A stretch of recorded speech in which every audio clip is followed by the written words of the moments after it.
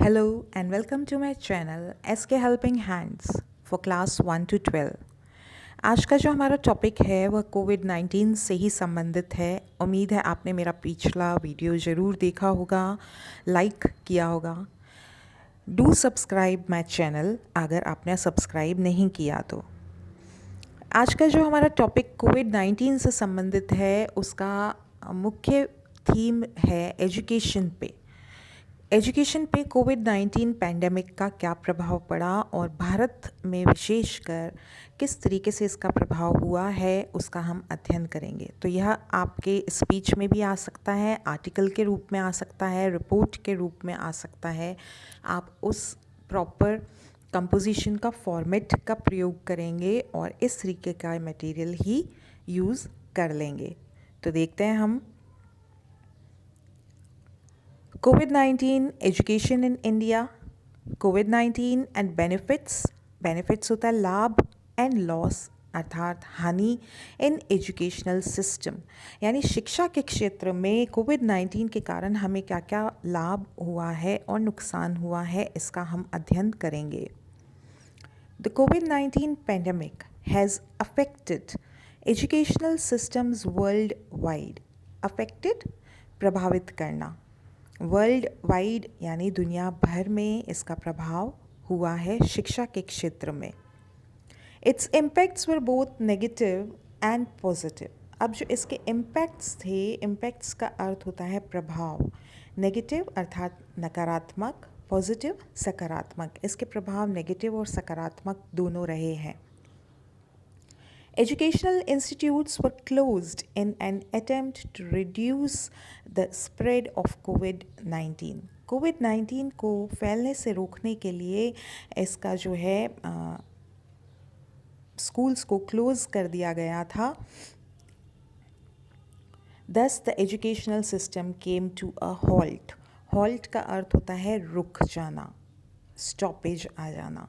This has hampered the overall teaching learning process. और इस कारण से जो हमारा शिक्षण और सीखने की जो गतिविधियाँ थी वो एक तरीके से उनमें हैम्पर्ड हो गई, रुकावट पड़ गई, बाधा पड़ गई। So a sudden shift to online learning was made. अब जब स्कूल कॉलेजेस बंद हो गए तो हम सब ने देखा कि ऑनलाइन शिक्षा को महत्व दिया जाने लगा, चाहे वह इंटरनेट के थ्रू मोबाइल्स पे था या आपके कंप्यूटर्स पे था, अथवा रेडियो और टेलीविज़न का भी प्रयोग बहुतायत से किया गया, बहुत सारे प्रोग्राम्स लॉन्च किए गए। ठीक है, तो हमें यही बताना है कि सडन शिफ्ट था, ये एकदम से अचानक से इतना बड़ा शिफ्ट कर दिया गया। Sudden shift to online learning was made, but this was rapid, unplanned, with no training, insufficient bandwidth and little preparation। लेकिन यह बहुत ही फास्ट था। रैपिड मतलब फास्ट, अनप्लान्ड अर्थात बिना किसी योजना के बना दिया गया, विद नो ट्रेनिंग, जिन्हें प्रयोग में लेना था और करना था, जो प्रोग्राम्स देने वाले थे वे भी और जो लोग देखने वाले थे वो भी, किसी को भी ट्रेनिंग नहीं दी गई थी।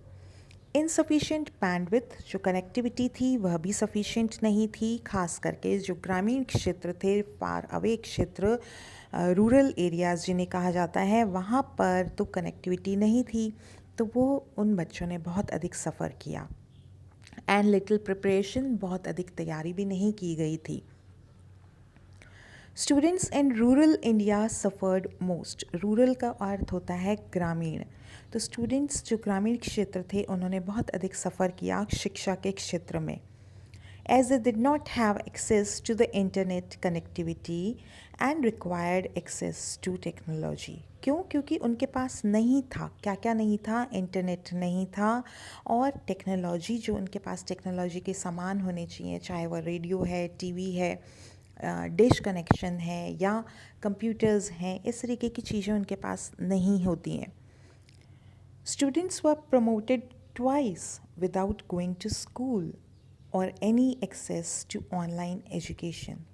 और हम सब ने देखा कि किस तरीके से बिना परीक्षा के ही बच्चे पास हो गए, और कुछ बच्चे तो ऐसे थे जो जिनका नवीन प्रवेश था और वो भी 2-2 साल पास हो गए, नेक्स्ट कक्षा में वे बिना स्कूल गए ही उत्तीर्ण कर दिए गए हैं। तो इस सब का प्रभाव जो है भविष्य में उनकी कैपेसिटी के ऊपर पड़ेगा। स्टूडेंट्स वर प्रमोटेड माने कि पास कर देना, ट्वाइस यानी 2 साल हो गए, 2 बार उन्हें पास कर दिया गया है विदाउट गोइंग टू स्कूल जाए बिना। और any access to online education, online शिक्षा भी उन्होंने प्राप्त नहीं कर पाए क्योंकि साधन नहीं था।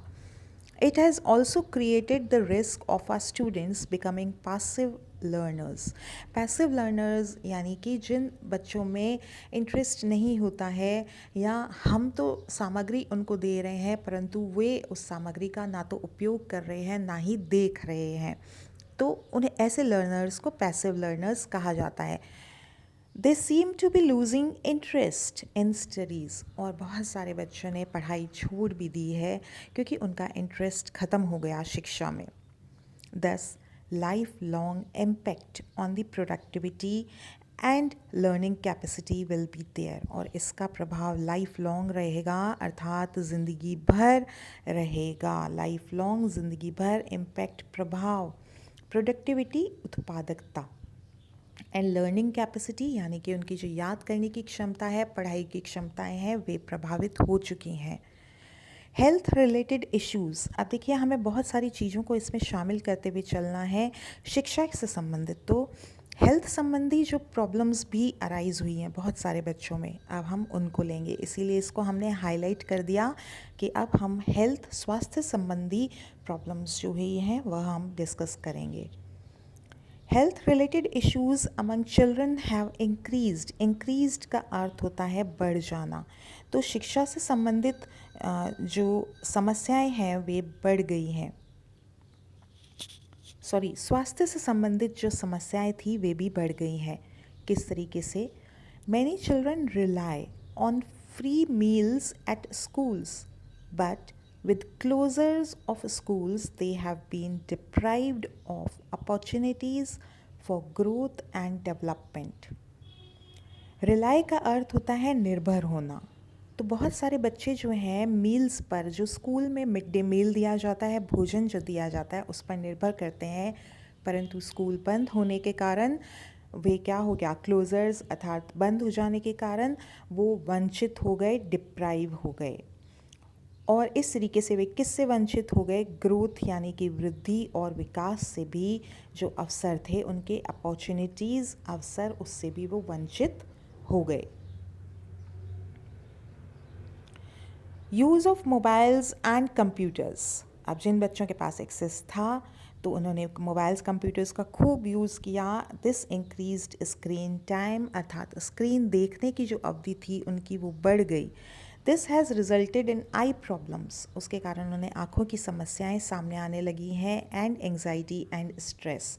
जब बहुत अधिक मोबाइल्स कंप्यूटर्स का प्रयोग किया जाता है तो व्यक्ति एक मानसिक तनाव का अनुभव करता है, उसे ही एंग्जाइटी एंड स्ट्रेस कहा जाता है। Opportunities for socialization have also reduced, अब देखिए जब बच्चा विद्यालय नहीं जा रहा तो वह दूसरों के संपर्क में नहीं आ पा रहा। इस कारण से क्या हुआ, जो उसका समाजीकरण है, सोशलाइजेशन जिसे कहा जाता है, सोशलाइजेशन समाजीकरण, इस कारण से उसको वह भी अवसर नहीं मिले, वो भी कम हो गए, रिड्यूस्ड कम हो जाना।